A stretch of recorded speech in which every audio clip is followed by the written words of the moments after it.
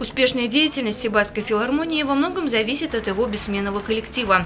А потому долгожданный концерт, открывающий новый творческий сезон, начался с приятной миссии. Артистам вручили благодарственные письма Министерства культуры Республики и почетные грамоты Совета городского округа.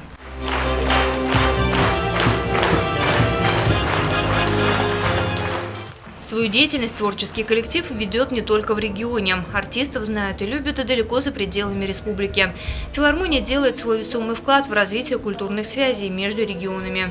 Директор Сибальского концертно-театрального объединения Айбулат Кутушев среди самых запоминающихся событий прошлого сезона выделил участие коллектива в празднике Сабантуй в городе Санкт-Петербург. В целом, на протяжении всего года артисты радовали своими выступлениями многотысячные залы. На этот раз сезон они открывают совершенно новой программой.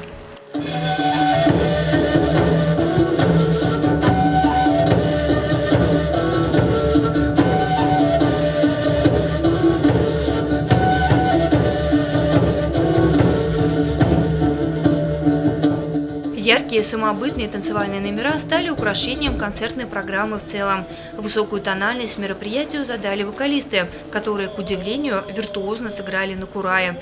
Бурными овациями зрители встречали группу «Тархан», исполнителей народных и современных произведений. Такая реакция зала – лучший ответ артистам за высокое искусство, которое они продемонстрировали на открытии 24-го творческого сезона. Лиана Кириллова, Гульхамитова, Радмир Сингулов, Гульгина Раскельдина, телекомпания СТВ.